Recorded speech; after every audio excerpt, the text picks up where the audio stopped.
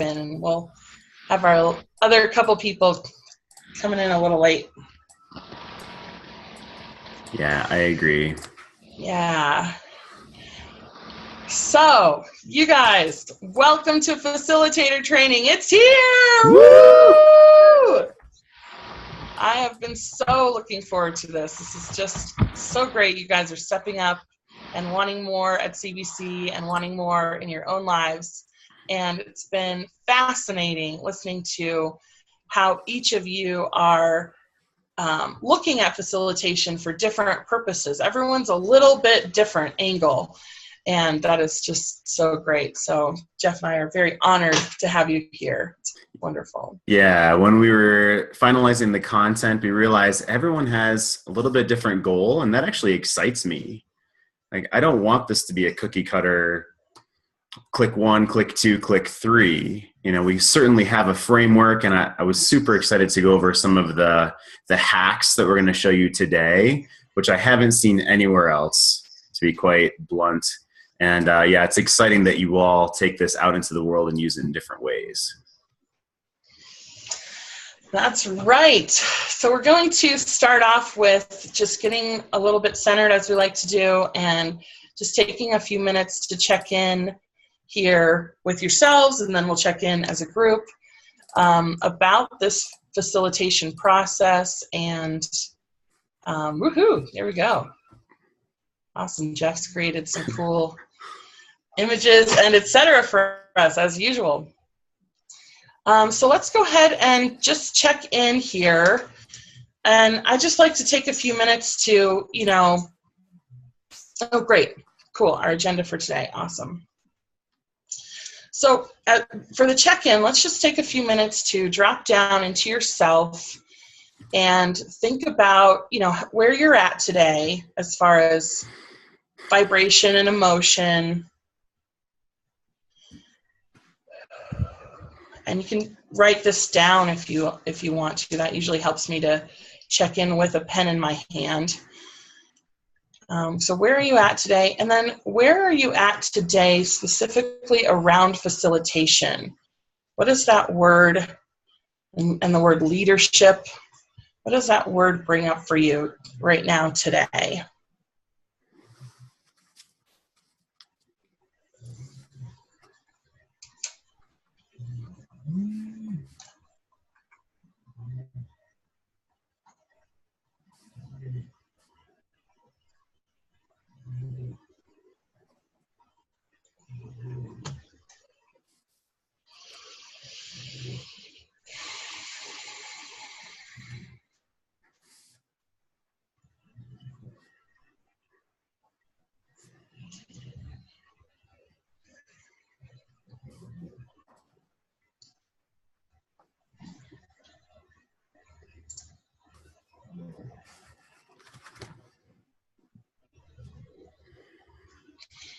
Hey, Linda, I saw you jump in here. Did you get the questions?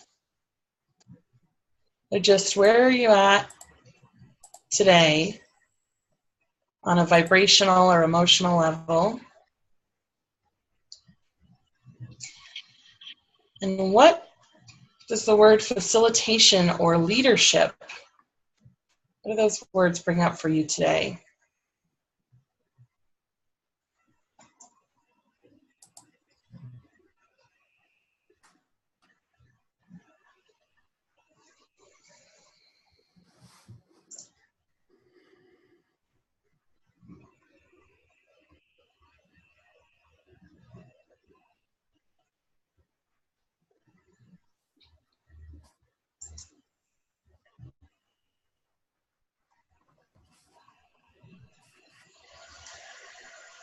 Just one more time for Amber. She just was able to jump in. Where are you at today emotionally and vibrationally? And what does the words facilitation and or leadership bring up for you today? Like, where are you at around those words, those concepts, really?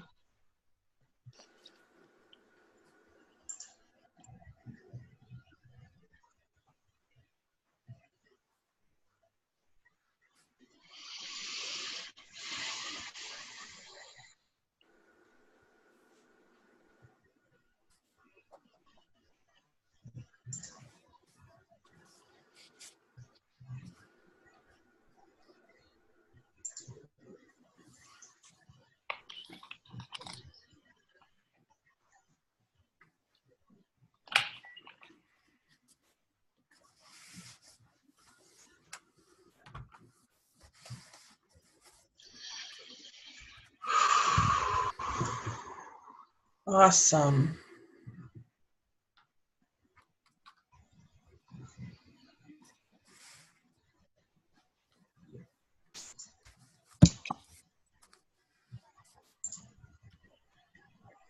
Okay, great job. I see some writing going on, which is really great, I think, to just keep, especially in a leadership situation, like to keep whatever is going on inside flowing outside. So whether that's writing it down, speaking it out, making a video, writing, typing it out, whatever you need to do to just keep that flow open from inside to outside. It's a really important skill. So I see that happening already. Awesome. So Jeff, you want to help us kind of go around and check in? Yeah, actually what I was feeling, I'll just share really fast. I was feeling patience. I know a lot of us have done this type of, check-in before, and a piece of me was saying like, oh, this again? Like, okay, I know Richard has to leave at 9 o'clock. We're taking this time to check in and write. And then my capital S self is like, yes, this is important every single time. And emotionally myself, I've had a lot of, old stuff come up in my life recently. And I've taken that on as honestly gratitude and feeling free in moving forward and unattached to particular expectations of outcome. And I relate that to this facilitation training. We have 6 sessions, 12 weeks, a whole certification day, many different activities that we're going to present in front of each other and in front of groups and CBC and our own groups. And there's just so much. There's so many hills and mountains ahead of us that all we can really do is focus on the hill we can see right now. And in that moment, that was focusing on our present moment and how we feel today. So absolutely. So I'd love to jump in to, how about we go with Richard, since Richard needs to leave a little bit early on us today. I'll go ahead and call on him first. So Richard, please check in with us. How are you feeling emotionally today? And what does leadership mean to you? What does that bring up for you? Oh, I'm feeling good today. Feeling confident. Not a lot of monkey chatter lately, which is a good thing. When you mention leadership, what comes up is 2 things, is 2 words, natural and sometimes unwanted. It may sound egotistical, but I've been able to step into leadership positions in many cases, both professionally and in other types of environments. Mm-hmm. And sometimes I just did it because that's me. And and sometimes it was unwanted for that leadership because the people who were leading were doing the best they could, and I wanted them to. I didn't want to step on their toes in those types of things. Now, Gotcha. And the other thing is ready is another term, because previously I was not ready to lead. I was a longtime member of an improv group in Delaware, and I said I'd like to run a new group in northern Delaware. This was based down at the beach. And I did for about 1.5 years, and I kind of had a little mini nervous breakdown because it was just, there was so much going on and it was so much in my head. I wasn't ready for that. But lately, I have been ready for that leadership role, and even have said to people who have been running other things, for example, another improv group, I said, look, you're the leader. I will help you. I don't want to step on your toes, but I will provide information. And Awesome. I would like to lead in a guidance way rather than leading as a supervisor type of thing. Yeah, love the awareness. Yes. So when I usurp you two, it'll be in a guidance way. Well, with that sword you have hanging With on that the wall, sword then you know. in my lingerie, it'll be. Yeah, I can see where clearly now where leadership works, and so I don't want to. I would rather be in a guidance role in that point, as opposed to let me supervise you, let me do all the paperwork type of stuff. Yeah, there's a huge difference between presenting or managing and micromanaging compared to facilitating or guiding or coaching. Mm-hmm. I think all of those words have different dynamics. And so, I want to acknowledge that awareness of that and how you're ready now versus how you were feeling in the past. That's a really good different sensation. It sounds like I'm feeling from you. Wow, I can really recognize what it takes to be a leader. And it's not just me standing in front of the room, like telling everybody what to do. Yep. Yeah. Fantastic. Thank you, Richard. So I know Miss Curry needs to leave a little bit early on us today as well. So I'm going to put her on the spot and call her out here. Hi, Amber. Good morning, Jeff. Good morning. So, talking about leadership and facilitation. Yeah. How are you feeling emotionally today? I always love that question, Amanda and I do. And then what is leadership, the word leadership, bringing up for you? Today is feeling full of promise. I'm looking forward to, the unique special adventure that's going to, enroll with the hours. So that's where I am. Nice. Pretty nice spot. Yeah. Leadership. And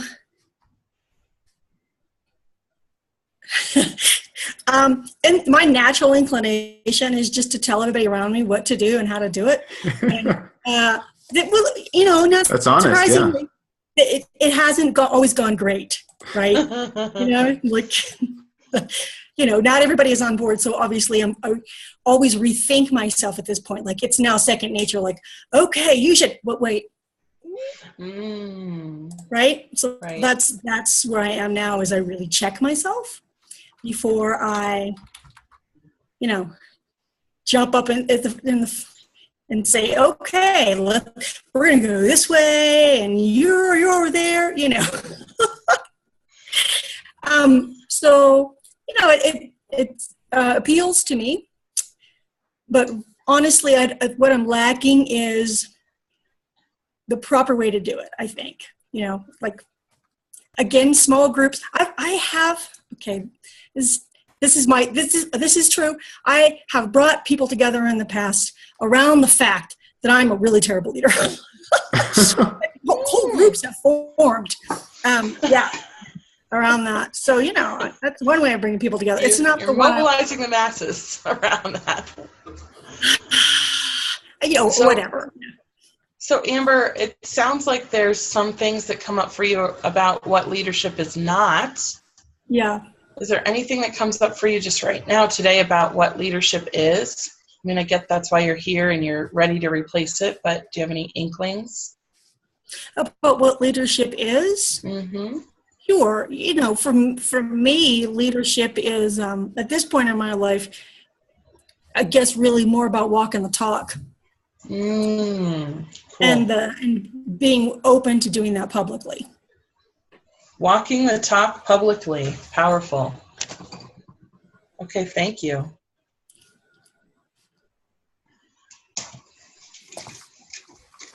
Perfect. Who would like to go next? Let's see. How about Miss Vicky, please? Great, thanks. Yeah. Is this, can you hear me all right? Yes. Yeah. And is it without the hum now? Yeah, it's much reduced. Yeah. Awesome, great. Just checking. Well, when that word facilitation, I like that word. I resonated right away with it. That sounds really fun to me. It's light. It's like an event planner. It's like I have this delicious secret that because I know where what you as my group is about to experience. I know the fun you're going to have, and you don't know it yet, but it's kind of fun that I just know the fun that you're about to have, and that just feels great to me. And yet, and the word leadership, I have a different reaction to that. That feels heavier. It feels like I have a little anxiety about that word. I'm feeling like there's pressure. Now I have to do it right. We have to, I have to be a good leader, and I have to measure results. It's more about responsibility. And then, so that doesn't feel nearly as fun. And yet, as Amber was talking, I was remembering an assessment that I had years ago that pointed out to me the style of leadership that I have is actually it's like being the hub in a wheel. The facilitator of that process pointed out that I take all the wheels into account. She said, the great thing about my leadership style is I do care about what other people think and how they're going to react to what's coming. And she said, I have this gift of being able to move all the spokes in the same direction at the same time. So wow. That's very different than, for example, my husband, who just kind of goes somewhere and people are like, where's Bill going? Well, if Bill's going there, I'm going there. And, he's the one that says charge and everybody follows him and later says, where are we going? But if I yelled charge, people would say, what is she squawking about up there? So, but I felt better about that word leadership when I remembered that years ago assessment that if you feel really comfortable kind of being the hub and having relationships with all the folks. So, and beautiful, Vicki. And I'm really looking forward to this, these 6 sessions together. Really great. Awesome. I love that you already brought to the table different leadership styles. Beautiful, beautiful. Yeah, I agree. And then we can honor those styles. It doesn't have to be one particular way, certainly. Yeah. Cool. Thank you, Vicki. Sure. Awesome. Miss Cynthia, please.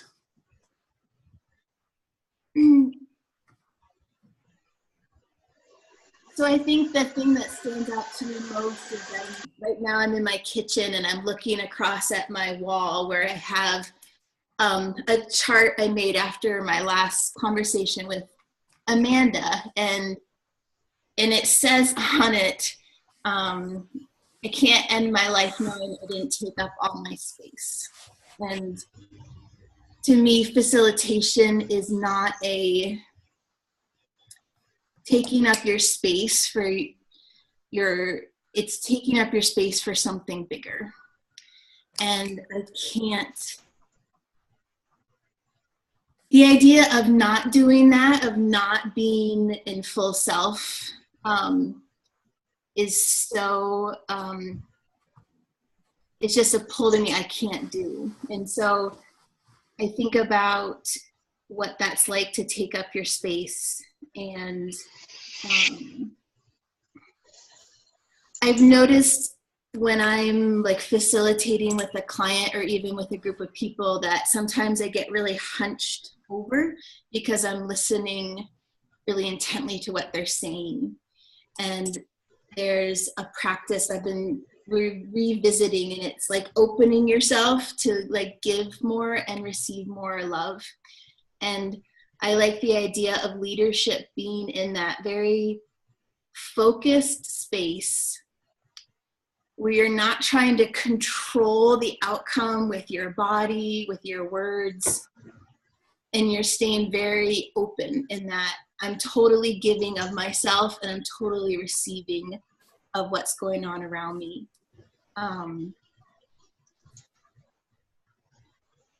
I really want to step into leadership as not I have to control the outcome, but as if there's like 2 ends of the string, and one end of the string is the meaning that people in the group or an individual is making, and the other end of the string is tools, tips, strategies, things I'm offering from my full place, but then letting them tie the knot and carry forth what they want to use there.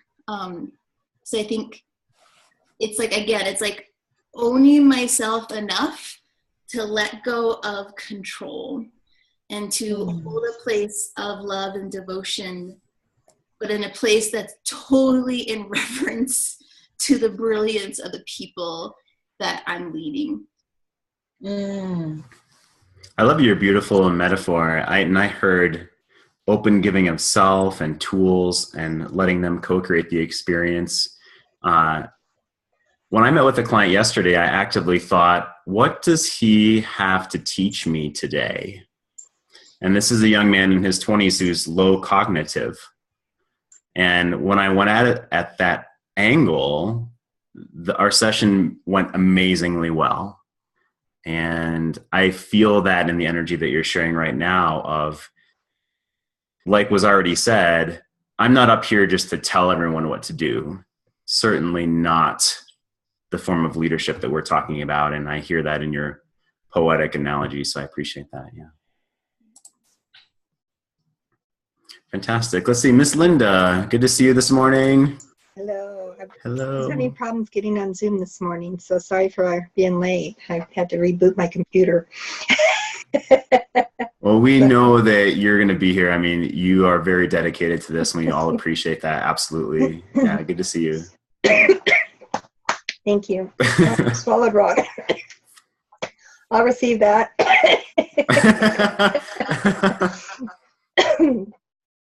So, and I was looking at that, and my vibration is a bit low, and I won't go into it, but I'll just warn you guys, it's a bit low today compared to normal. So I'm really focusing on what the facilitator and the leadership feels like, and for me, that brings up excitement, responsibility. I also brought up fear of disappointing expectations, mine and others. And in leadership, balance, and I think that was a lot of what, from a different way of saying what Cynthia was saying, of that balance of other people demonstrating theirs and bringing what they have to offer into this group, and demonstrating what that looks like. I mean, I know when I own my business, I clean the toilets before I ask everybody else to. You know, I was not willing to ask them to do something I was not willing to do. And I think that's part of being a good leader. I also had, I think when I was younger, I swear I was a general in a former life, because my instinct for leadership when I was very young was take charge, see that end goal, and get us the fuck there. Yeah. And I would, and if somebody was challenging the outcome of that group, I was there in their face to stop it. And I was like fierce lion mama defending the herd. And I think I've mellowed in most of my areas over my life. In that it's back to that demonstration, but having that vision of at least the direction and the goal of the group, and letting everybody bring their ingredients in to make it something more and better and bigger than even what that vision is. And that's what I see. And so, yeah, that's what comes up for me, is that really being present, having a vision of where it's going, being open to that being changed along the way, as it grows, because you can't treat it like a project, the destination. Yeah. That you get done. Right. Yeah, you can't do that. And that's what I dealt with, was, okay, here's the deadline, here's what we have to do, here's what I've been given, go. Who's best at this, who's best at that, let's get it done. And identifying everybody's strengths and that. And I guess the other for me, looking at evaluations and things, mine have always come out very big picture and create and envision the things that have to get done to get there, but not the one to do it. So like I need the worker bees, I need the support structure there for me to really bring the whole group to where it needs to be. If that makes sense. Yeah, there's a lot of rich content there. There's a lot there, especially you're not willing to ask someone else to do what you're not willing to do, and at the same time having a strength in big picture. So I could easily see that overwhelming you, right? And then there's also a lot of, sounds like, judgment in the past, either of you or just the structure that you were within. And so that's caused fear of disappointing expectations. Right. And I think mostly mine. Right. The ones I put on myself. Which is associated with wanting a particular outcome to happen. Right. And that's exactly what I was referring to earlier in myself too, having to let go of what we think that it's going to look like when we go over the next 5 or 6 or 7 mountains. We're not going to necessarily We're not going to know. It's just, right. It's like we're all headed east or we're all headed west and whatever, and we know that much of the compass, and we know that we need the supplies that we think we need along the way. We're going to have to pick things up. Yeah, and that's very different than sort of the corporate world of, hey, get from A to B, and we're going to judge you on that. Right. It's totally different mindset. Totally different. And so a ton of what you've already said segues us beautifully into what we're going to talk about today, and of course other weeks as well. But that's fantastic. So thank you for being honest and vulnerable, Linda, and being here. Yeah, Miss Amanda, what would you like to add before we launch into our step 2 here? Thank you, Jeff. Well, I'll just say, today checking in was so great because I felt this wave of relaxation. And the reason is because you guys are really who I consider my inner circle. This group is where I feel like I get to pull the curtain all the way back, and talk about, for the first time, some things that have been on my mind that I've been daily thinking about because of CBC. And now I get to share some of this for the very first time. So I feel this amazing, relaxation. And then around facilitation and leadership, the words that kept coming up were bring out the best. And I feel like my my approach to leadership and facilitation has switched from camp counselor, which was like be the entertaining cheerleader that, as Vicki was saying, it's like, come on guys, we're going to get on the bus. That's my background. It's literally, I was a camp counselor for years. And I still have a lot of those skills and they still serve me. But now facilitation is really, and we're going to talk about this, providing a space that actually brings out the best in others and gets more and more of their higher level voices, their capital S self, as Jeff says, brings out more and more of that. And I just love so much of what you guys have already talked about connects with me with that. But that's what came up in the check-in, and I'll save the rest for our actual training here we're going to get into. Yeah, bring out the best. I wrote that quote down. I love it. Bring out the best. Good. Yeah, let's jump into our next step here. I'm really excited about this. So I'm going to go back to sharing my screen with with the amazing pictures I found on Pixabay.com. Pixabay.com, buy now.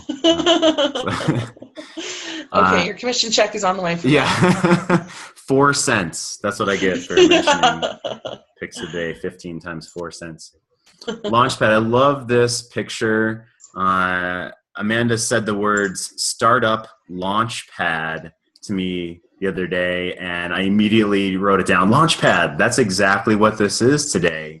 And we're going to go into some, what I think are, like I mentioned before, a couple of you signed on today, are amazing sort of hacks on how to get into the guts of what do I really need to do?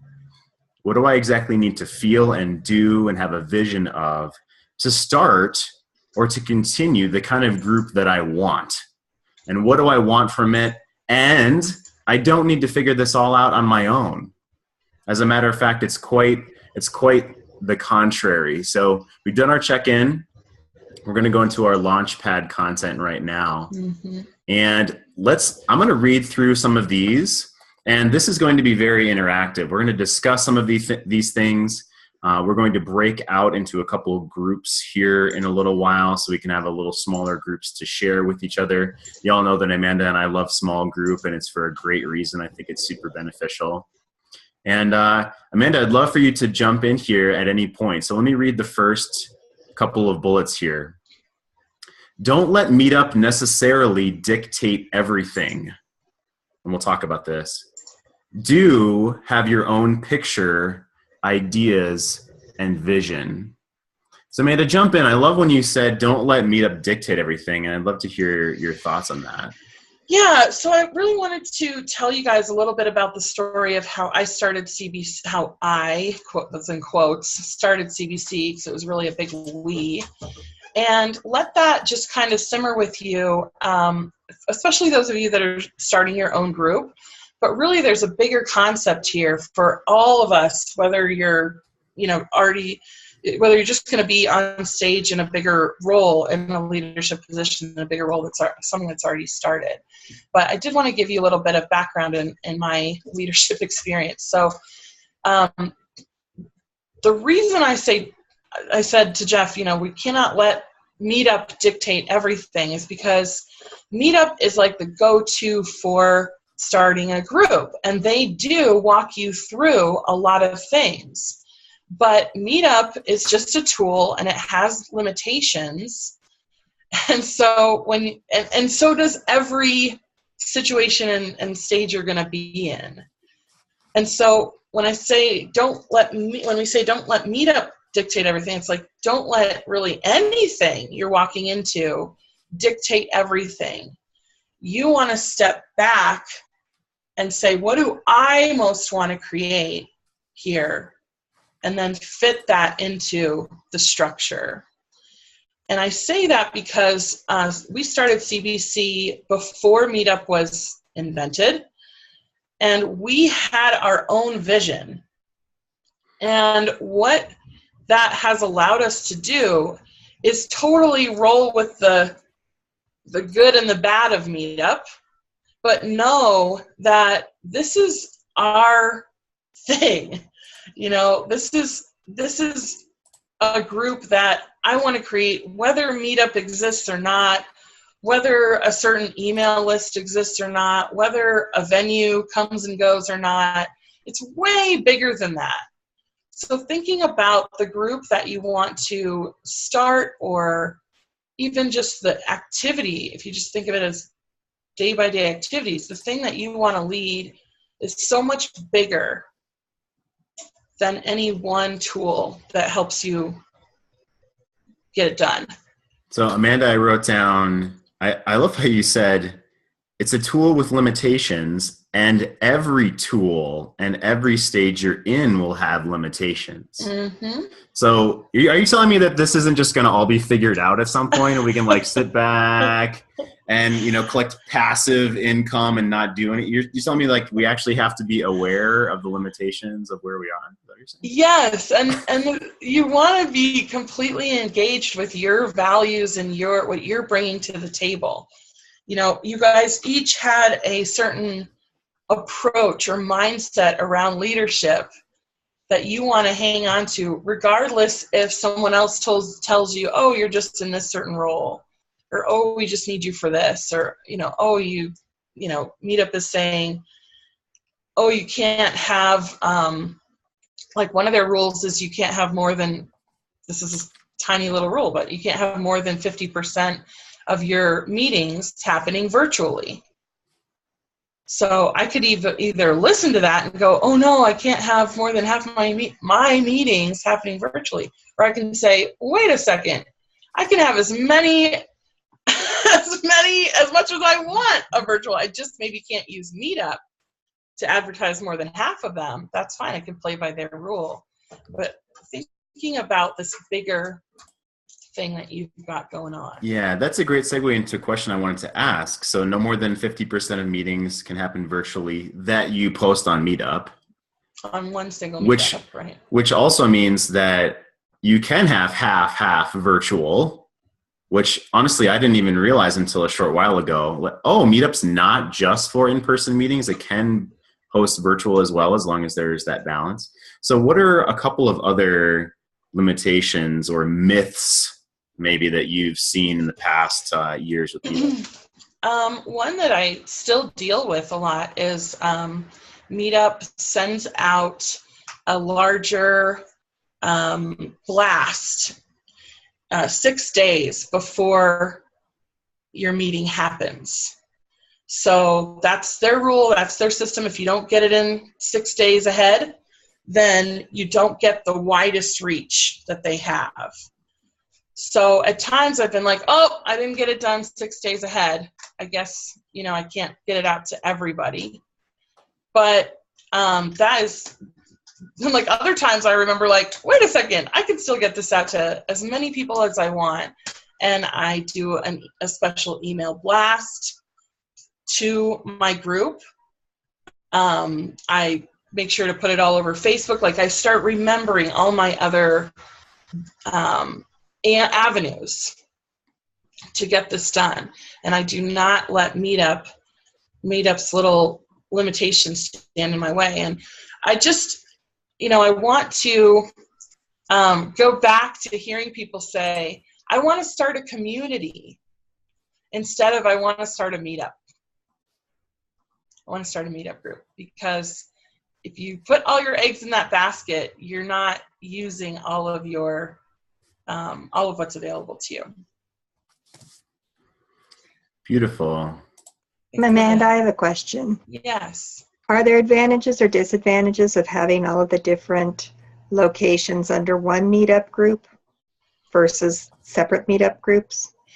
Yeah, we're really exploring that right now with the Loveland group and so forth. So far, it's been really helpful to have Loveland be its own location than a separate Meetup, but then every once in a while advertise a Loveland Meetup through Fort Collins because it has a bigger following. It's been going on longer. Now, I will say that as we grow and expand big, Meetup has a thing called Meetup Pro, where you can have the same brand in different locations. So they've like accounted for that. You're the same group, but you've got different locations. So I don't want to get too logistical here into Meetup, because some of you are not, starting that. But I just wanted to bring up that concept of you are the leader of your group.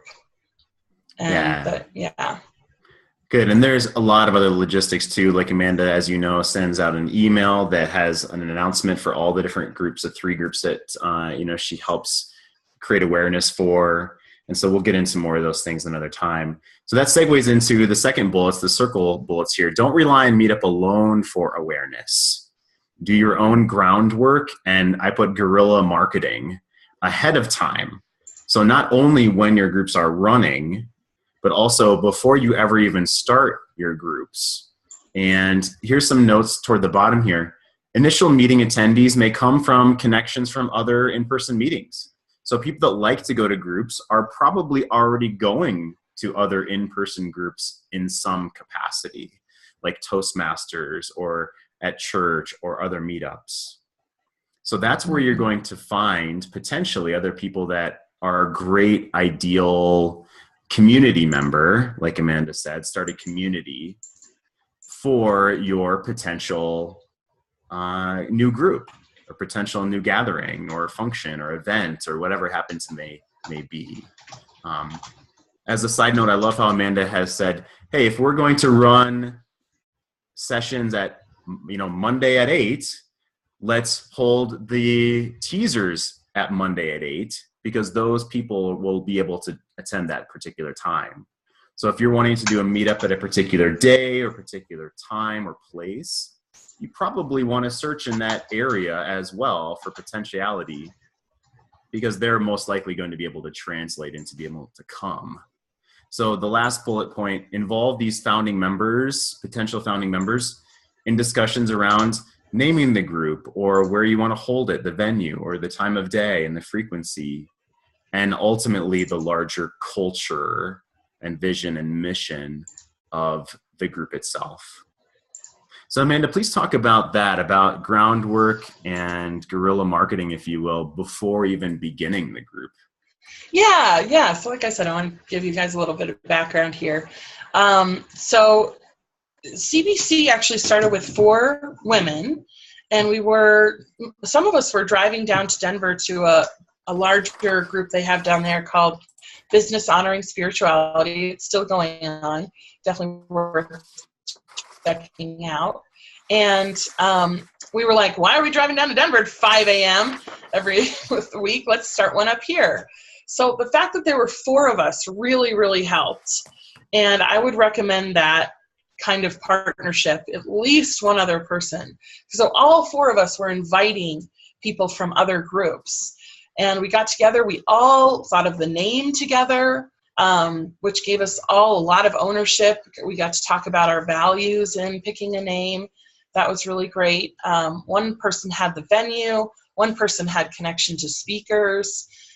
In fact, my role was I was kind of like the kid along for the ride in a way at that point. And I was like, well, if no one wants to lead the meeting, they were like, oh, we don't want to lead the meeting. Then we have to show up early and oh my God. And I was like, okay, I guess I'll lead the meeting. That sounds fun. And I had no idea how fun and magical it would be. It became the bright spot of my week. And I took off from there. Just loved bringing activities and so forth. But it was really, really helpful to have some different roles differentiated for me. And I quickly learned as I took it over more and more myself, because those leaders, honestly, 2 of the 4 fell away pretty quickly. And so it's not necessarily people that are going to be like committed there every week, but they can still be really helpful. You can still have a cheerleader, someone who helps with the startup stuff, and then they may or may not want a weekly role at your meeting. That's okay. Because as soon as you get people in the door, you're going to find other leaders within those people. And just one other thing I wanted to say, we thought, this would be worth it to us if we had like 12 in the room. That's really what we wanted, was like around 12. And I think that basic worth it number is really smart in any business event you're putting on or program you're putting on. What's going to feel like, okay, this is really worth our time? And for us, it was 12. So we said, we're going to hold CBC every other week until we get 12 people in the room. And then we're going to start to hold it weekly. So that little ramp up gave us it took the pressure off of the first one having, all 12. But in fact, the first one did have actually 18, which was really cool. So we immediately started having it every week as soon as we possibly could. And it didn't stay at 18. It went back down and came back up and drifted around. But it was really, really fun to have four people inviting everybody that they knew. Yeah, what an amazing way to have momentum before you even start, and to have that collaboration together. It's not just you like, I need to do everything. There's so much pressure on me, right? And how well does that come across when we feel pressure? If we're there and we're flustered and did I remember everything and do it, that doesn't come across well. And also what it sounds like is you, with these other people, solidified sort of a container for the mission and the goal of what this meeting is that would last beyond any single person necessarily. Like you said, 2 of the 4 fell away pretty quickly, and yet the container of what you created is still there, so that other leadership members can come in, leadership team can come in, or regardless of who is visiting the group or coming into the group, the container and the culture is still the same. Yes. Container, I believe, is the word that matches up in my mind with facilitation.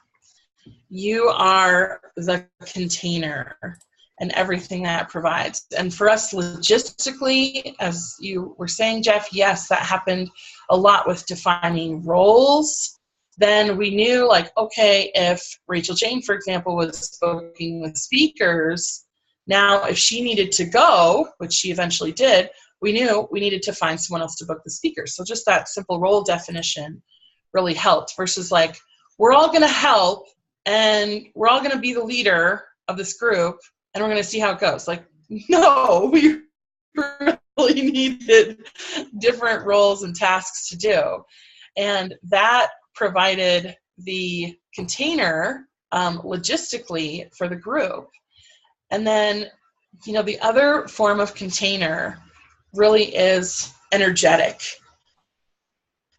And I think there's so many different kinds of containers, right? Like Vicki was saying, leadership style. So I would say my leadership style has gone from, like, camp counselor is like almost a little, maybe I could think of like a tissue box. Like, it's very contained and there's like a little opening for kids to do like this much, you know.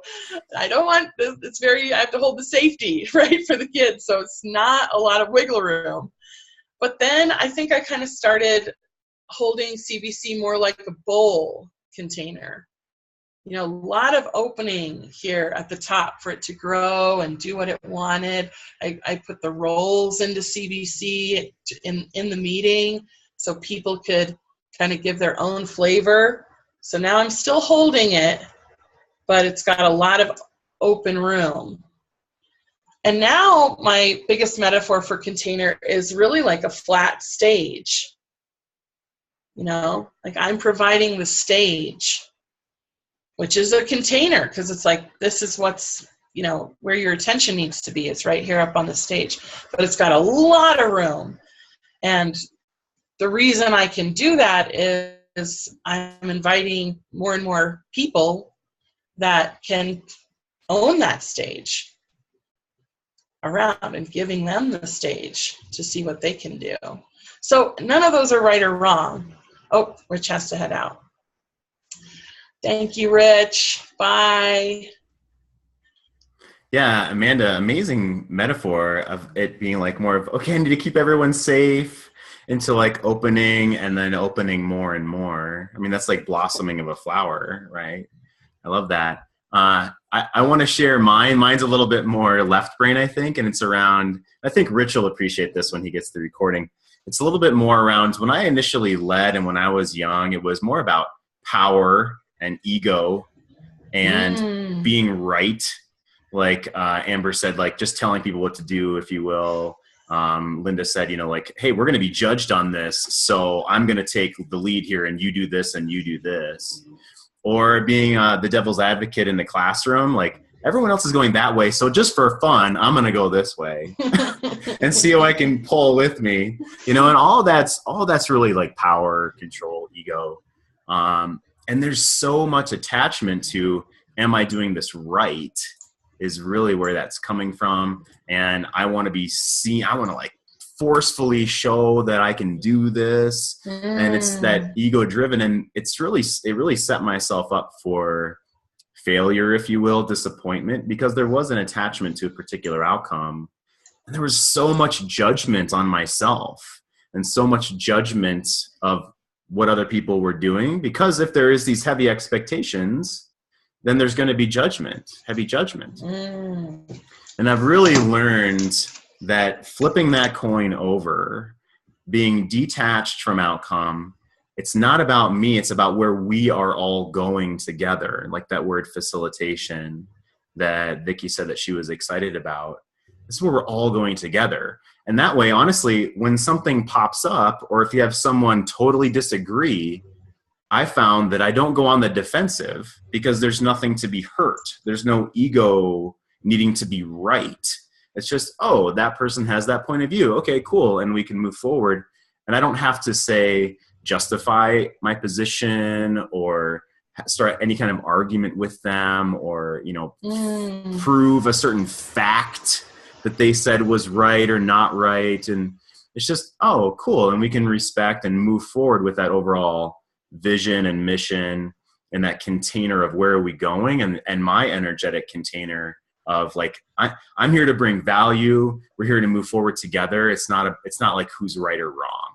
And that's how I associate my change in leadership style in the past decade. Awesome. So much meaty. Like if you're not attached to something, there's nothing for anybody to fight you on or make you wrong or anything. You're like, hey, welcome.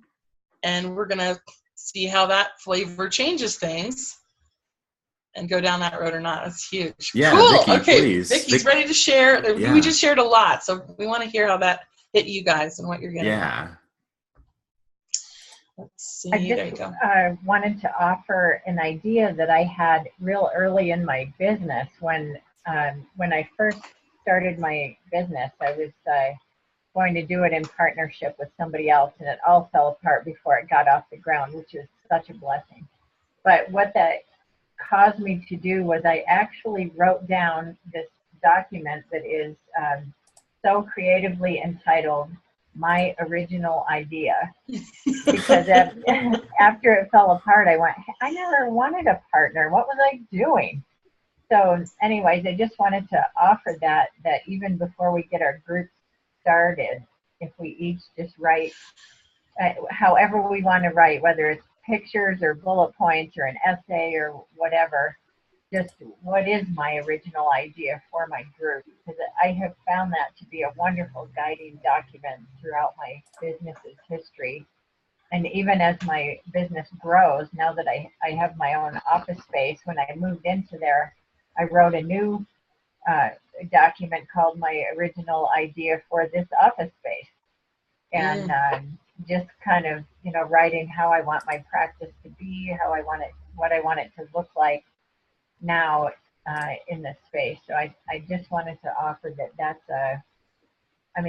things don't go exactly, and it doesn't have to be filled with all the hows and all the details, but as much as we can capture some words or images or something, that once in a while we can go back to that original document and ask ourselves, are we still on track here? Mm-hmm. Is my group doing what I wanted it to do in the very beginning?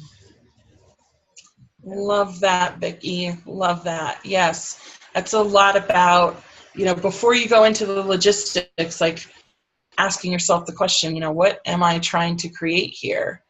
And I think that's a powerful thing to ask even before every activity that you facilitate or group that you facilitate. What is the point? What is, Jeff likes to say, what is the value that they're going to take out of this activity and what I want to create? And, I got to tell you, CBC has been through lots of ups and downs. And one thing that really got us through a lot of the downs was knowing that I really wanted to create community around consciousness. And even the business part isn't even as strong as the conscious part and the community part. And knowing that I wanted to create a place where people knew that they were not alone as they were consciously creating their lives, which I think the very best way to do that is to do it through having a business. So that was right in alignment. But but I knew I wanted to do that. And even when times got tough and we were having, 6 members and grumpy members and different things like, oh, we're here, okay, what do you got to do? It's like, okay, I'm not doing this right now, but man, I got to get this right. I got to get powerful around this because I really want this to happen, and it is essential. And so knowing what is essential to you is so huge. Amanda, I wasn't that grumpy. Luckily you weren't there for me, Linda. Yeah, Vicky, love the container, the vision, that activity to write down so you can go back to it later and say, oh yeah, that, give yourself that reminder. Oh yes, this is what we're trying to do together. Love it. Yeah, Amber, let's have you jump in. What's hitting you so far? We do have a whole nother slide of interactive questions that we're going to get into. And so we want to just touch base for 1 or 2 minutes here with each of you to feel, or if you have any questions so far, or feel where you are right now. Is in groups that I have sometimes put together.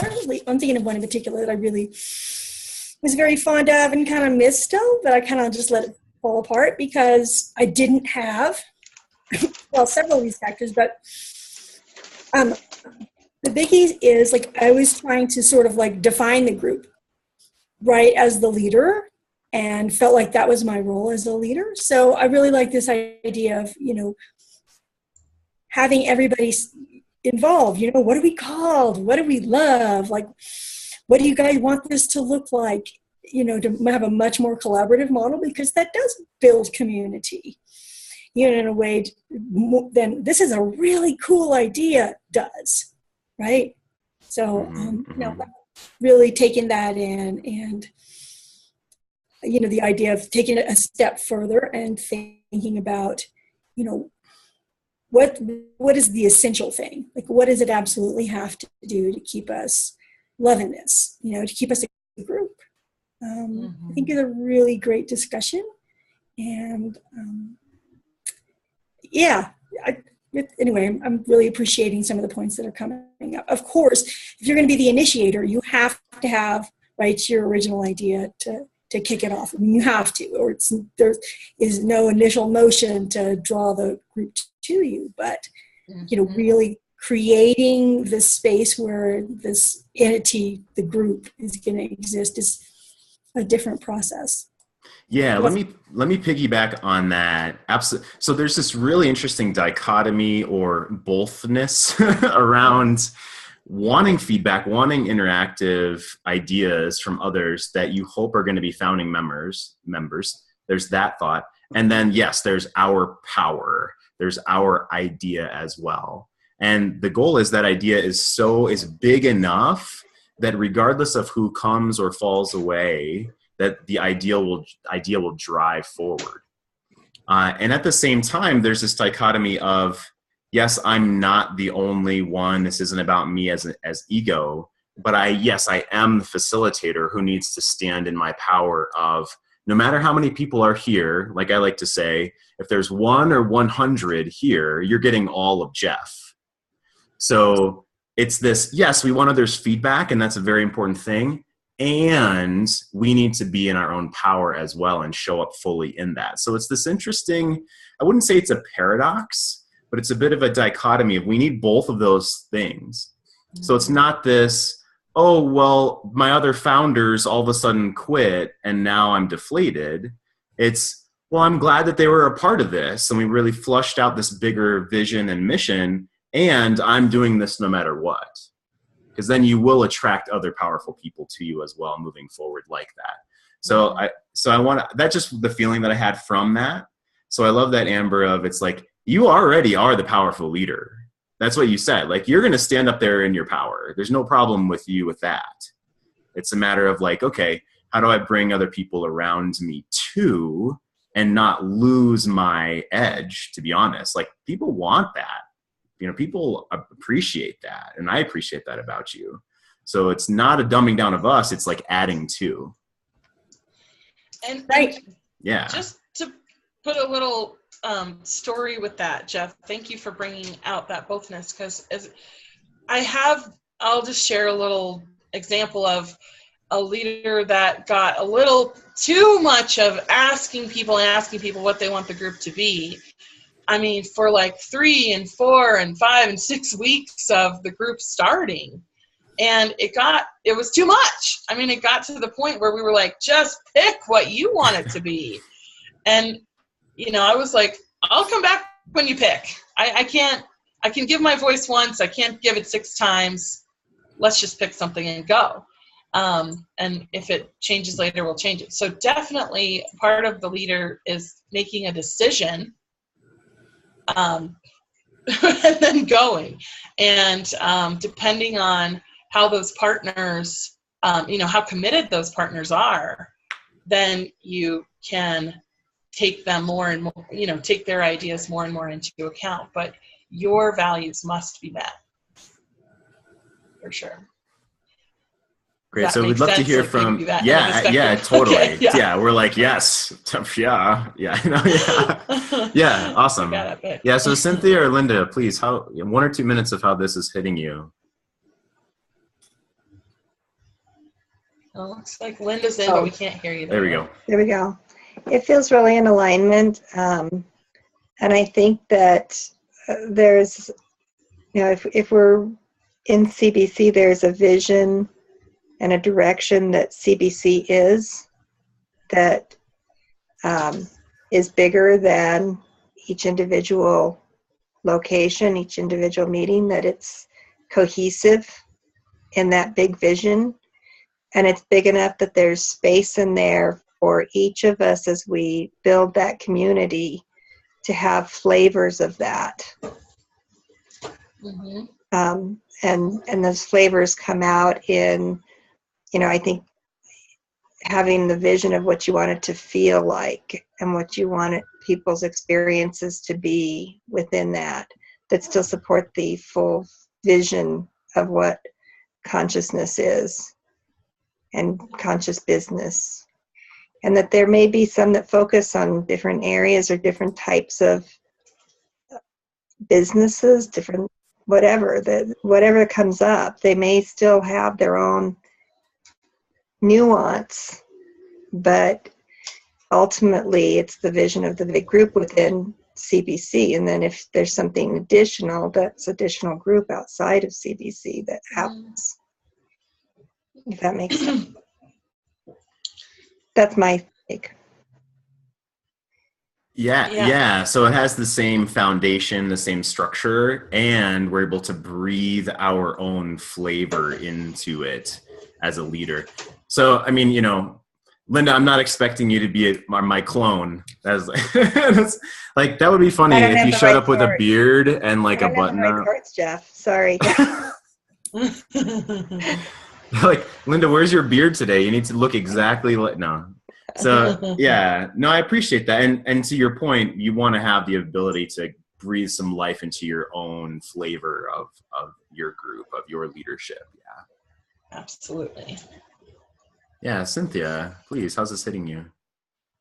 Well, I love Jeff and Amanda, how you both helped me think more about the energy of leading beyond ego. Like Amanda, I loved your image of the tissue box and like the versus the bowl. And Jeff, what you said about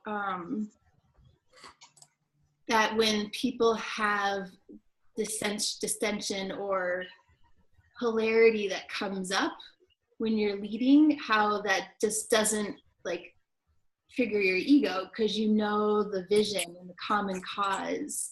And so I was really trying to feel into that and train my energy of what that feels like, because there is still part of the teacher in the classroom part of me that's like, you know, you could be like, step outside. And I don't think we can do that with adults. Purpose. Cynthia, we can do that with each other. They're going to go, back to you. was trying to like imagine for me, like what's my tissue box version of letting the ego go. And something Linda said about just made me imagine that vision is an underneath thing. It's kind of like you walk into a group and the vision is the ground beneath your feet. It's where everyone's coming from. It's the earth, the soil. But when you're leading, how like people are rising up into that, like the roots, the grass, the trees, all take on different energies. And like the outcome of that is like this vast open sky, but you always have the roots. So that was for me how I was starting to like calm the ego and invite something different. Yeah, I can really resonate with that, just differentiating those grounded, anchored roots from like, we don't know what's going to necessarily happen up there at the top, and it's okay. Yeah, okay. Having both of those, and I see like no matter the storm or the wind, like we bend and the roots are going to stay solid. Yeah. Awesome. Beautiful. Let's segue into some of these interactive questions that we're going to have. I'd like Amber to see them before she goes if possible. And then we're going to, with our small group, we can break out or we can talk together. We'll feel how that goes here in a few minutes. But yeah, let me go ahead and share my screen. So our agenda was check-in, Launchpad content, and then interactive questions today. Yes. And let me hit play so we get the full screen. I'll read through these really quickly, not totally verbatim because you all can read, but what role do you see yourself playing? What comes naturally to you? And what role do you not see yourself playing? For instance, one role that I feel is really important is greeting new members, greeting guests, following up with guests. I think it's important for us as leaders to do that. And now I'm not a huge fan of emailing, sending reminders, some of those a little more administrative tasks. So knowing those things ahead of time of what am I really good at and what do I really not want to do are questions we should be asking ourselves before we, even start. And whether this is your group or you're wanting to be a bigger role in another group, either way. Yeah, exactly. You have multiple plates spinning in your life. And like Rich had said earlier, if I'm not the leader right at this moment, what is my role? Or if I am the leader today, what's my role? And we all play with each other in that way. If there's too many cooks in the kitchen, that's usually a disaster. Mm-hmm. Yeah. The second set of bullets, why is community important to you in this group? Why are we doing this in person if we're going to be doing it in person? Or why am I doing it online if we're doing it that way? Or why does this group of people, this community I'm building, want to do this on Friday evenings? And why is the culture of that important? And what's the culture you'd like to foster within this group? Am I trying to get a group of all single moms? Well, I need to certainly consider the time of day and the culture. Am I trying to make this like a date night for couples? Then it's certainly a different culture. You probably might not want to do it at Tuesday at noon. Yeah. It's going to be a date night. You could do some speed lunch dating, I suppose. Yes. And then finally, and we'll open our discussion up, I stole this from Cynthia. Do you have any pet peeves that you've seen? Like, what are your pet peeves around this? And that's just the surface layer of leading you into more of what do I not want? So what pet peeves have I seen elsewhere? They don't start on time. They don't end on time. People are overstepping each other, And to not use that as a bunch of shoulds, but to really use that to dig underneath and find your values that you want to commit to. And you don't have to be 100% perfect all the time, but you're very committed to this, and 90% of the time, that's what's going to happen. Mm-hmm. Mm-hmm. And after that, what have you seen work? What have you seen work well at other meetings? What are some cool things you want to incorporate? Or, yeah, I really appreciate it when we end on time, even though we may have some extra time afterwards to network. but I really appreciate it. Like, hey, I can go at the designated time and not feel like I'm disrupting anything. You know, what have you seen work?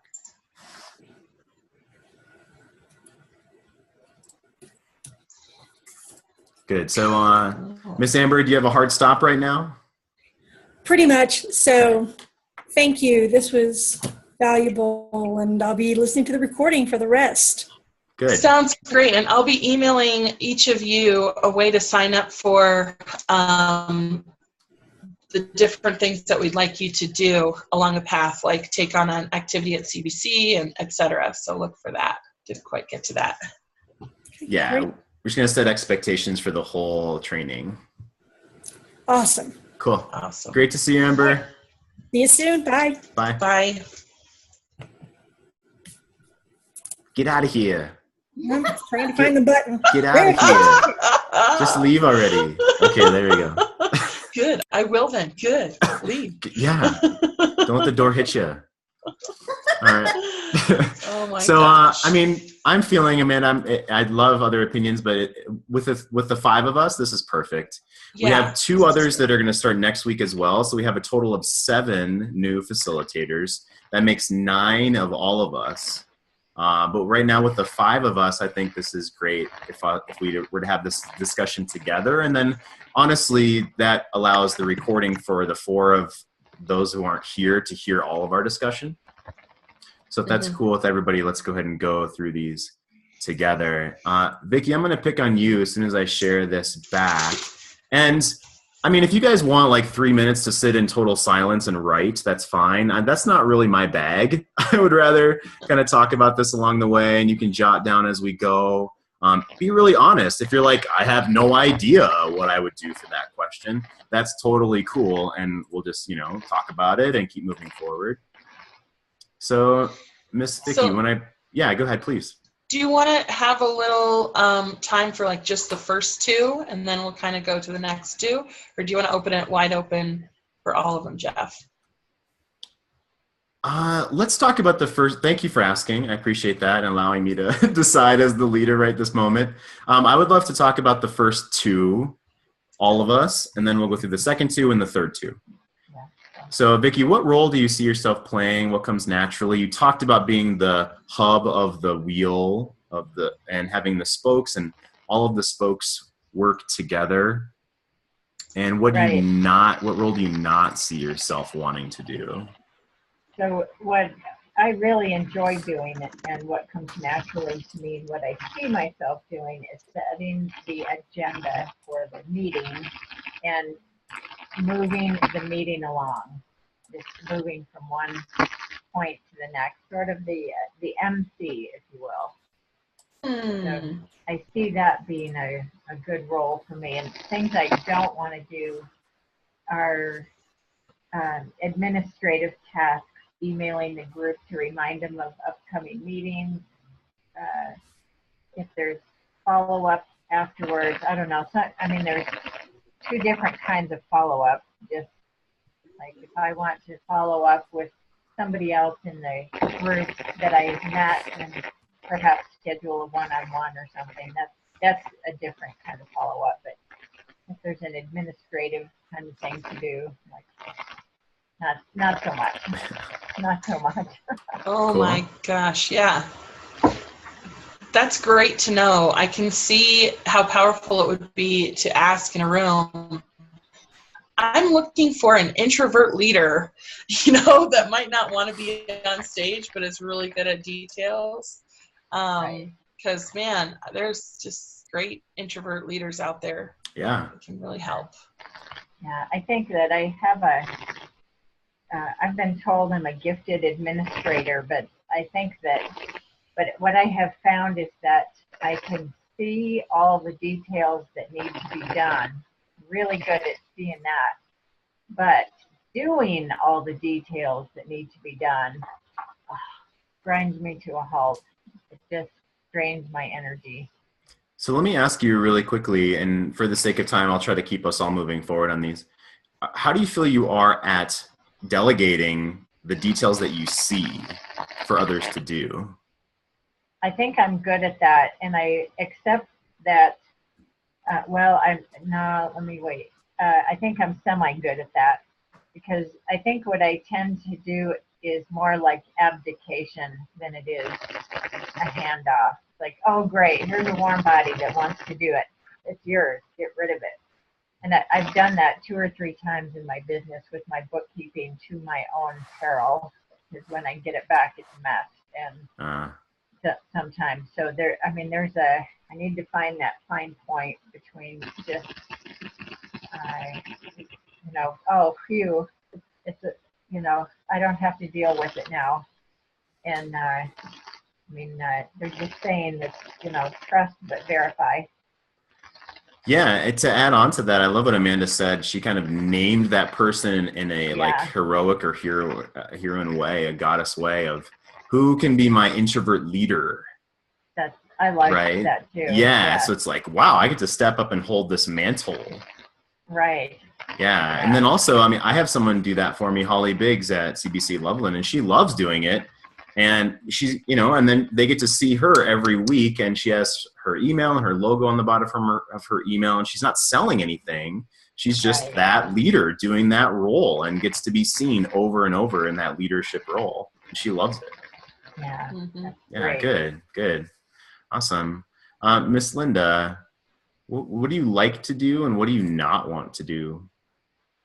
I really identify with Vicki, and I love having the long vision of where things are going, and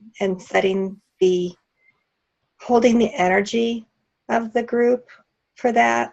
I really like stepping in and, even in this space, we're in transition, and holding the space for that energetically and that transition. And I love to identify talents in others and bring that out, give them the opportunity to use that within the group. Ooh, I'm writing that down. That's a cool skill. Yeah. So that comes into the delegation, strategically placing, seeing if they want to participate, where their comfort level is, giving them the chance to grow in that. And they may not be that leader, but they may be striving to be that leader, and helping facilitate that and help them grow into that space and challenging them along the way. I love that you said trust and verify, because that's kind of my way of doing it as well. And the things I absolutely hate to do are the administrative. I love greeting the members, but the follow-up and all of that, somebody else has to be that person. And I was writing down earlier a lot of roles of, the person that books the speaker, the person that gets the room ready, someone at Facebook, it's like I was already like, okay, member relations, energetic visionary, collaborators, activities, it's just like devil's advocate. I actually wrote in there because I think it's good to have someone who's willing to step up and say, hey, wait a minute, let's take a step back and look at this. And I want that person that's willing to be brave enough to do that. Have you heard of the concept of the 10th man? Yes. Yeah. It's like that. It's if all nine of the leadership agree, then it's the job of the 10th person to disagree. Absolutely. Just to check. Just to check. Absolutely. Yeah. I believe in the 10th man. So, Linda, let me just ask you here, because you have very naturally stepped into kind of being our de facto photographer and social media person at least the Wednesday group. Have you been doing Tuesday as well so far? I've been doing some of Tuesday, and I've talked with Jeff about that, and making sure, because my phone, I need to get a new phone. My pictures on my phone suck, which is why I didn't put any of the ones on that we did last time, Jeff. I have to do it for my tablet at this point. Sure. And for me, it's simply because I know that needs to happen, and we don't have somebody stepping into that role. But I would love to have somebody stepping into that role that wants to explore that and is good at it. Okay, yeah, cool. I mean, it's one of those things. I see a need, so I'm stepping into that to help the group grow in different ways. Okay, great. So I'm just gonna put this on the table right now, and it's not really challenging you, but it's just like asking you for even more. So you see this role that needs to be filled, and you're stepping into it, but it doesn't sound like it's like your ultimate passion. It's not. It's a fill gap until we Okay. find someone. But you said you have a really natural talent of identifying other people's strengths. So could I ask you to look around the rooms at both locations and see who might be someone we could ask to be in that role that would really be lifted up by it? I've been watching. So Awesome. I already been watching to see. Awesome. So. And I so appreciate you doing that because, you know, it's on my mind, but it's on a back burner right now. And when someone just steps up and takes the leadership, and now I'm like, this is awesome. It like really raises it up in priorities. You know, we need this. This is not just extra, you know, and we have some plans to have Candace come in actually and take some professional shots of different things, but the week-to-week person would be awesome to identify. Yeah, I think that's, and I think that's an opportunity to even just recruit that person from outside the group. I don't know if that person is inside the group right now. I've been watching, and that may be pulling somebody who is outside that group that does that for a living, who would like more exposure. Cool. Yeah, very, very good points. And that's something that Candace does as well. And yeah, we are, like, for instance, CBC has a virtual assistant at this, has already at this point, has at this point. And that's a matter of us growing up as well. I totally agree. So love the feedback, love that you've stepped in, and like Amanda's challenge of, okay, like, let's fill that person in so that you can rise up. Right. And I think part of it is demonstrating that it's a need, so that people can see that, I could be doing that. Yeah, like if Linda can do it, I can do it, right? Yeah, if I can do it, anybody can do it. So it really is. Cool. Yeah, that's great. Instead of just ignoring it. Right. It's one of those, I'm going to clean the toilet first, and then I'm going to ask somebody else to take the brush. Yeah, and honestly, I mean, as you were mentioning all of the different things that you said, gotta set up the room and get the speaker and get the activity, there is an element of, there are other ways to lead than just telling the leader, hey, this needs to be done, right? Like, you stepped up and did it.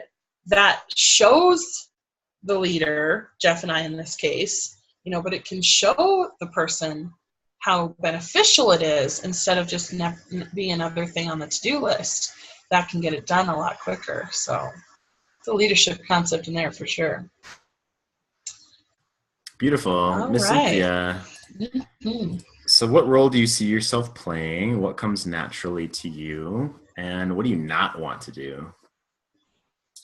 I love the question of the not want, because I noticed like this old part of me coming up of like, well, there shouldn't be anything you don't want to do. You should just be able to make it work. Do it. Suck it up. Suck it up, Buttercup.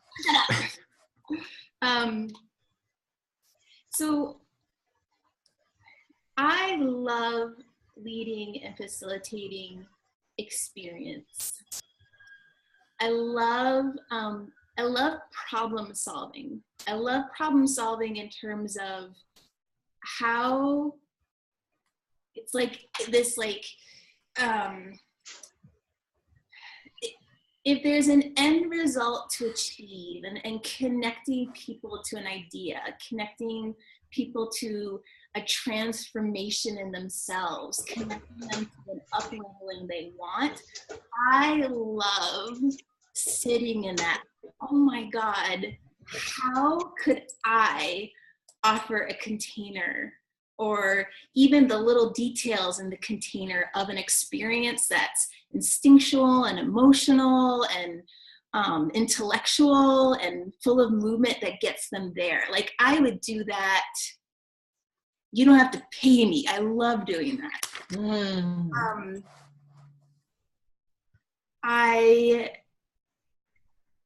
The things that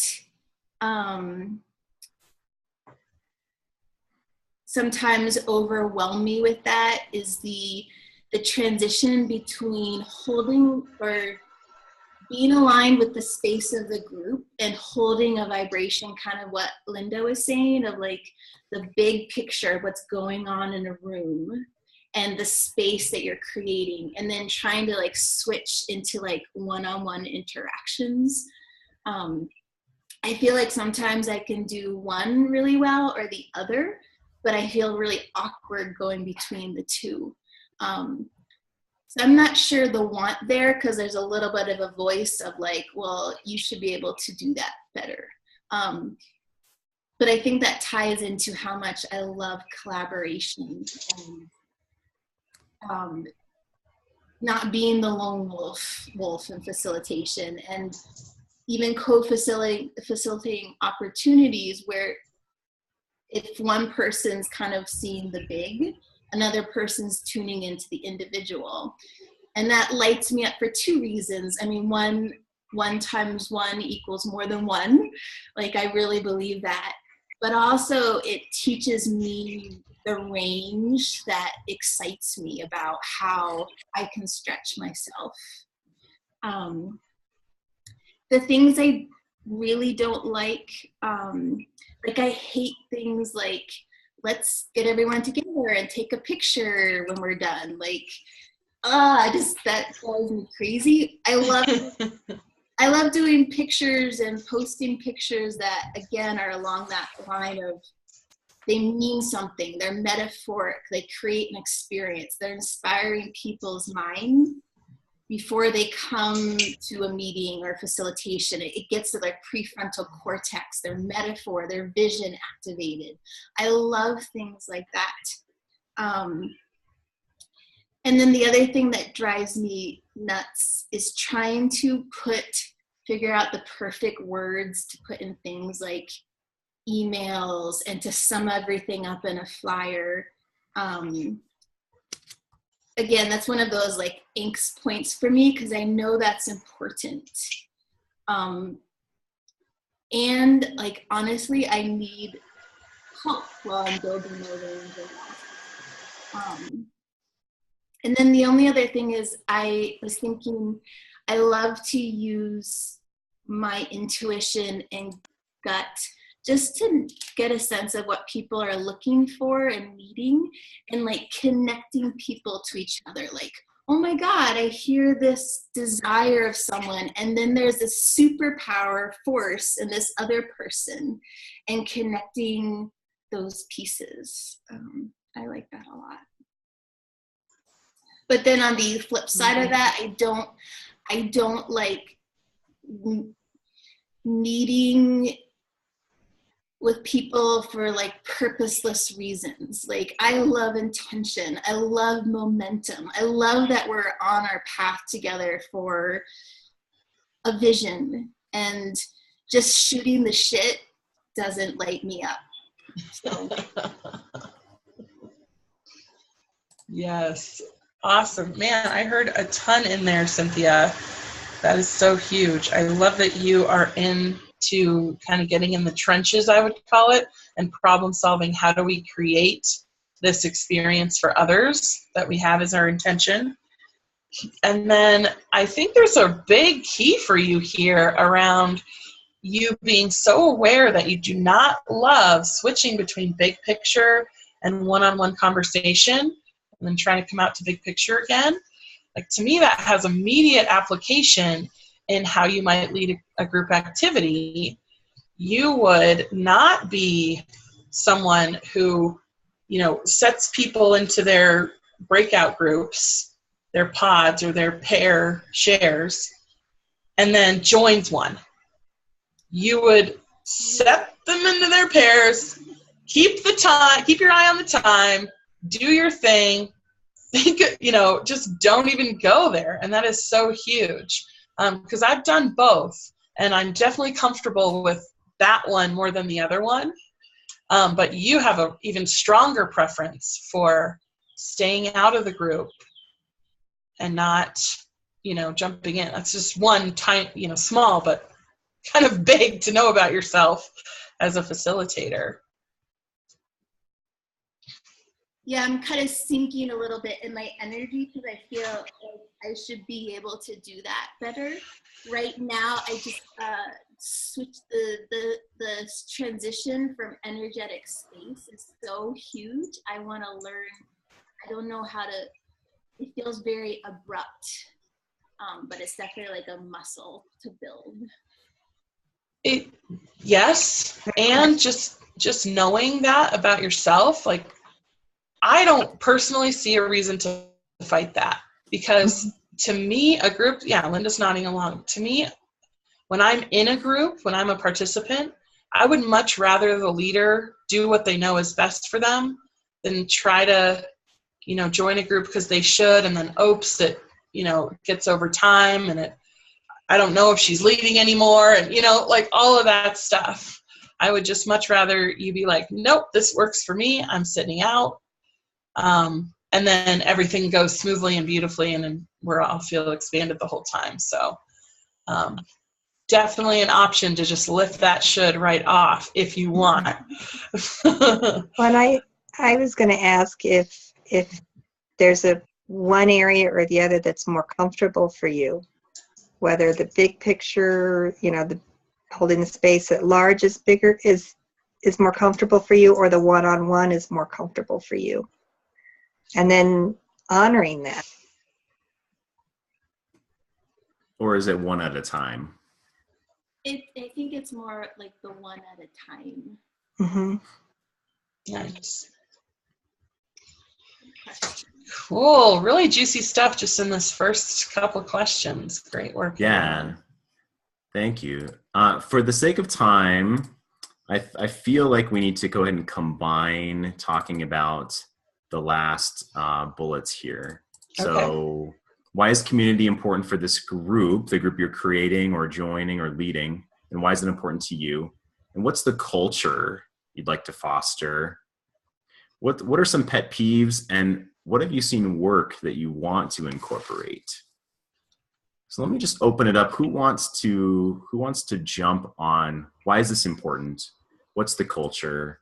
What are some pet peeves, and what are things you do want to incorporate? Who'd like to jump in? Linda, Cynthia, Vicki. I'm ready to chat about community and culture. Yeah, go for it, please. And for me, community is important to the group or groups that I'll be starting, because I think community creates a sense of belonging. It creates meaning, which keeps people coming back, and it binds us together, it binds relationships, and it helps create relationships. And it calls to others who want to join us, or it will be a signal to them that, if we have a really clear sense of community, others they'll know whether it's a waste of time for them or whether they want to join us. And I feel like culture that I would like to foster within my group, first of all, is safety. Got to be free to share. And second is encouragement. Another thing that came to mind is that they would gain something worthwhile from it. So number 2 was encouragement. The last thing you said was value, right? And what was the first one? Value, safety. Safety. That they would feel free to share. You and your opinion matter, your input. Absolutely. And I think somebody else earlier mentioned the thing as far as like a pet peeve, like the lack of, something I see as a lack of leadership or a lack of containment, perhaps a lack of definition, which is the leader that asks every week, well, what do you all want? What do you want for this group? Like, oh, it's your group. What do you do? Where are you people taking us here? Yeah, people want a congruent, strong leader. I mean, you're there to facilitate and co-create, but they want a strong leader. Yeah. Yeah, there's got to be some kind of a foundation, or Yeah. I like that metaphor we've had going all day of the container. Like we want you to define the container. Yeah, we want to be free to do whatever we want within that. Right. We'd like to perhaps make suggestions about the container, but if we come every week and you say, what do you want? Yeah, by the way, I just want to throw out there that if there's a strong masculine presence in the room and you open it up like that, it's really easy for that person to like take over and start dictating things. And it just kills the perception of you as the leader, and it'll just feel like chaos. It'll feel like someone's usurping, and that we don't want that. What a great point. And I love your word that you just put out, Vicki, definition. What a great word that still opens it up to use the word as you want, but you define the word. As the leader, you get to define. I'm just using word as a metaphor, but define the group, define the activity, and then it's a perfect way to have another word around container is like definition. Love it. Yeah, and let me piggyback on that. And you said differentiating. I think that's super. I know that's super important. How is this different?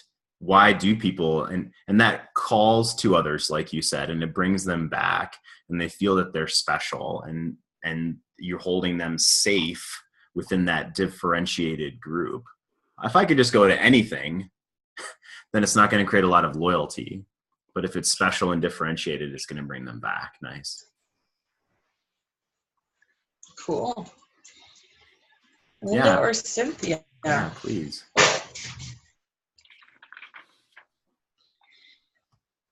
Could you either just pop the slide up one more time? Yeah. Yeah. Thank you. Absolutely. So I think the thing I'll tie into, and this is like connecting all three words of community, culture, and pet peeve, is, and I alluded to this before, the energy of, oh, that's beautiful. I'll just do that. There you go. I love it. The energy of the mountains. Actually, I'll use that. Like, I think community and culture, like, there needs to be like this forward, upward momentum. And of course, you've got your groundwork, the lake, the earth beneath you of your vision. And so like a big part to me of culture is everyone's holding that intention. And that doesn't mean that there are not days of like tiredness or like, oh, I just need to kind of vent or be in an emotional space. But there's always that forward momentum. I always want to be creating community and culture that moves beyond our limiting beliefs, our blind spots, our stuck points, and creating in people like interactions and connections that are always upholding our best selves for each other and our capability for each other. To me, that feels good. Inspires me to be a part, and that inspires me to be a better part of myself. Love that. I love what you said. Oh, I'm just messing with the views here. I love what you said, that everyone's holding that intention of the forward momentum. And what a great visual of the bothness of like the dog alert.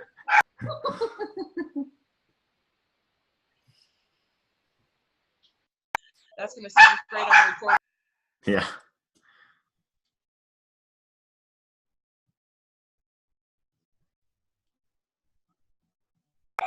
Sorry, guys, they're still going crazy.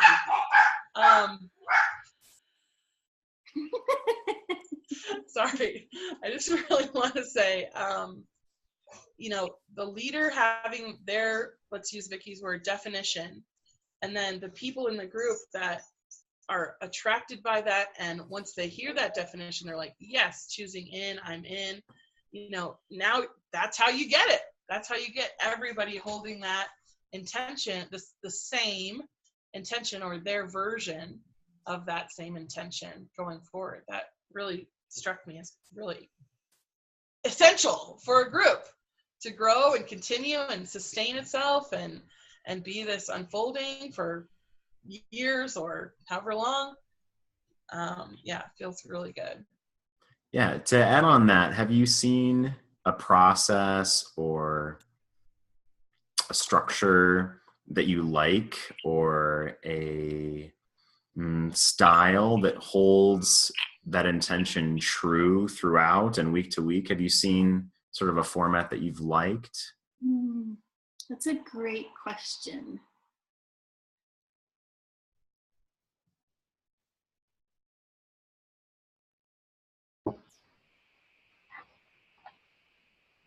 I'll go back to the mountains while you're thinking. Thank you. There.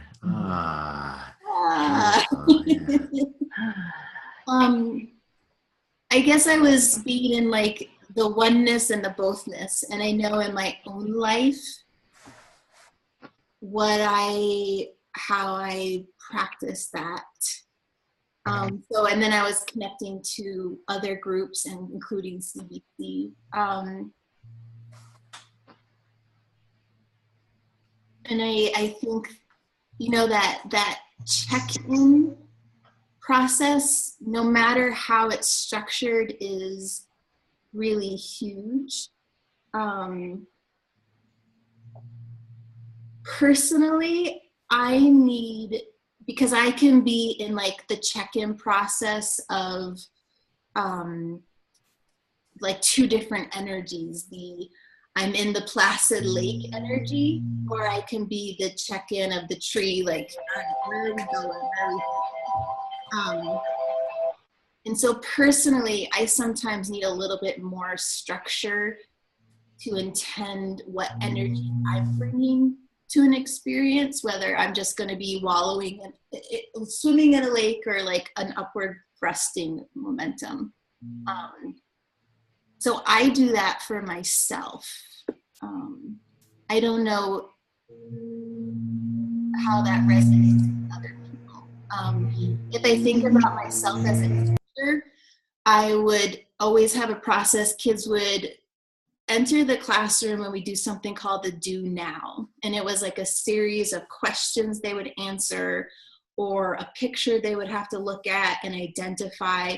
It was something that gave a anchored guiding point that was their own meaning of it, but it was something in the here and now. I'm making meaning. I'm connecting to forward momentum. I'm connecting to an end vision now, even before we begin. And that was a do now for that class, but it also could lead into like, this is for this week, or this is for this whole school year. To me, that worked, and that really worked for the wonderful people who were in my classroom. Yeah, that's beautiful. Let me add on to that. Something like that I think is going to be phenomenal for you to put into the space of where we're all going. How do I say this? And then let me circle back to, you said placid lake versus the rooted tree. That feels like feminine energy and masculine energy. And, it's up to you to decide which one of those is going to be beneficial for the group today, right? And do I need to be the masculine container for this and like set the intention? Or maybe in this segment, I can open myself up to be that placid lake if the structure or the system or the activity itself is the container, and you've already done the do now, then maybe you can go into that placid lake feeling. And then just to circle back to what you said about moving from whole group intention to one-on-one and then back being, something that you're aware of is maybe not how you're best utilized. And I thought this earlier, but want to bring it up now. I think it's because your metaphors and such are so expansive when you're thinking in the big group that you want to keep going down that route, which is the most beneficial for the group.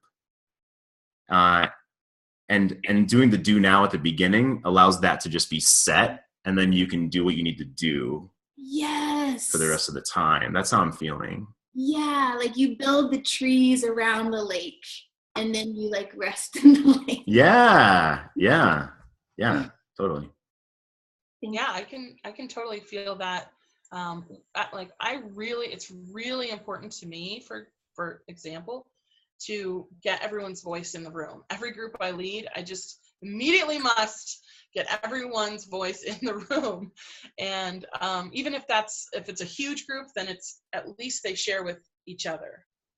And for me, that kind of sets it up. And then once that happens, I feel this sense of relaxation, and it feels like that tree effect where I can be a lot more relaxed because they know that I respect and honor them because I've given them time.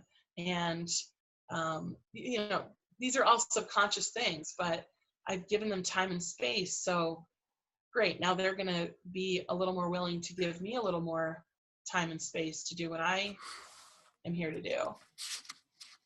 So yeah, I think that do now is a really cool idea too.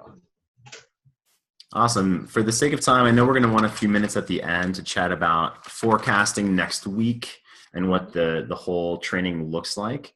So Miss Linda, I'd love for you to have your time. So please. I'll use it wisely. How's that? Sure, absolutely. Yeah. So for me, community,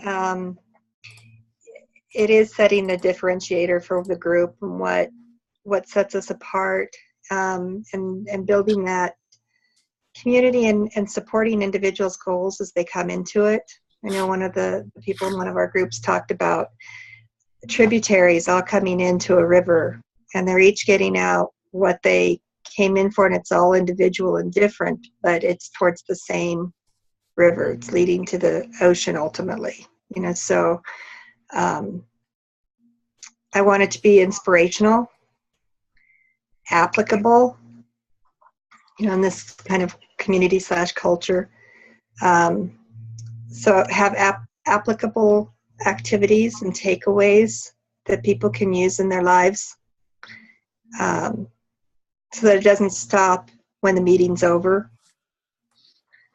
And the culture, again, safety, encouragement, add value, celebration, fun, and experiential. And for pet peeves, I really oppose things like BNI where you're there solely to use other people without the sake of growth. You're there to fulfill a number. And I guess that's why I've never resonated with it, that the whole goal is to pull a referral out of your ass and, There are quality leads, Linda. There are quality. They're quality. They don't smell bad anymore. You washed it off. Okay. But also on the other flip side of that is if it's a business group, understanding and fostering the need to support each other's businesses and grow in that. And that may not be me supporting your business directly, but me referring your business and helping people really understand that dynamic. If we're going to consciously build our businesses together, if it's a business-oriented group, what that looks like, and supporting that and continuing that consciousness outside, again, everything outside that meeting, having it continue on. Love that. Yeah, my favorite part, I took a lot of notes as everyone talked, but my favorite part of what you had said was sussing out and supporting each individual's goals, as well as we're all moving toward this together. Like you said, of the tributaries going to the ocean. It's a beautiful picture. Mm-hmm. Yeah, knowing that people are coming in with things. They're not necessarily this empty bowl that, that you can pour into, or Right. empty cup. They're coming in with experiences, with opinions, with expectations, with goals that they want to get done at this meeting. So, knowing that that's going to flavor the meeting as well, it's really respectful of them. And if you need some space to pour something in, there's ways to ask for that, and there's ways to set the group up for that, for sure. So we'll talk about those too. Perfect. Awesome. Yeah, Okay, yeah. Amanda, let's transition into our closing. Did you happen to have another slide, or? I do, or Perfect. I have. Sure, I'll just share my screen. That'll be easiest. Perfect. So these are the kind of first certification elements that we really would love for you guys to do during this time, or just beyond the container of the 12 weeks of this. So take on each role at CBC meetings by the end of August. So be a host, be a timer, be all these roles with these fresh eyes that you're getting as a leader, checking out how it influences the group, etc. Interview twice at CBC meetings. So that means you're conducting the interview. You're going to be asking the questions. So I'm going to send you a way to schedule which 2 meetings you'd like to be the interviewer at. Lead a 40-minute activity at a CBC meeting. So we're going to start these at the beginning of August and allow you to sign up for one of those activity days that usually Jeff or I or Rich has been leading activities at one of the CBC meetings. Be ready to lead on facilitator calls. On these calls, if we ask you to lead a section, this is going to be a little way to do some impromptu facilitation. And then, of course, attend, and you're going to lead a certain activity that we will define at certification day. So we'll go and get a doodle poll going about when that needs to be. But those are kind of the practice pieces of the facilitator training. Sound good? Nice. Yes. Cool. And I have a special challenge from now until the end, or until we meet again, which is in 2 weeks, to really just be checking into this. Okay, there's 2 parts to this challenge. One is to be checking this concept of container and noticing where you are doing that and where the leader is not really doing that. You don't feel enough of a container. That's part 1. And then part 2 is a really special leadership concept called say no. In the next 2 weeks, I'd love you to just say no to something and notice yourself saying no. Because that act of saying no is just a little extra work on creating a boundary. Can be no to lunch or no to something else. You don't have to be mean about it. Just say no in some way. And we're going to talk about, how that feels.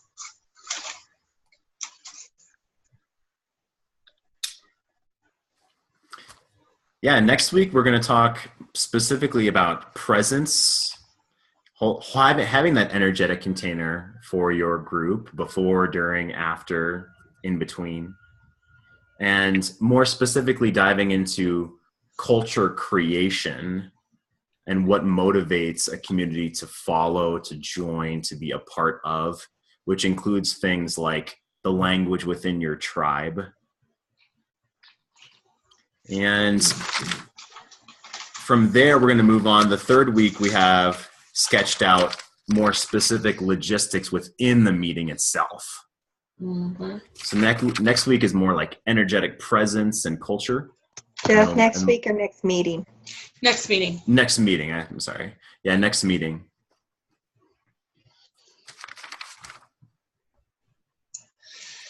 Yes, and including in that third meeting, handling difficult people as well. How do we handle this audience?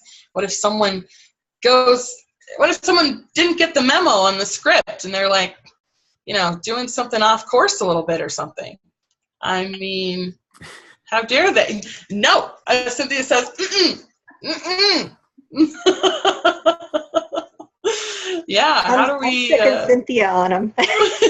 Yeah, that's right. Yeah, so that'll be great. And we've got activity creation coming up for you guys as well. And I just really want to encourage you to, you guys did such a great job already today of listening to what each other said about this, because, you're all leaders for real. And then the other thing I want to put on the table is really listening to what you say. Because sometimes these words that are coming out of our mouths today, like, they may not even have been formal thoughts before. But today, when you speak them, you're really putting on the table big desires and big talents and strengths that you have, values that you have. So, awesome. Yeah, that feels complete. Great to see everyone. We want to honor your time. We're a couple minutes after 10 right this second. It was fantastic. Good to see you all. Yes, and we'll get to see you on Monday for the shortcut. Yeah. Yay. Bye, guys. Bye. Have a great weekend. Bye. Bye.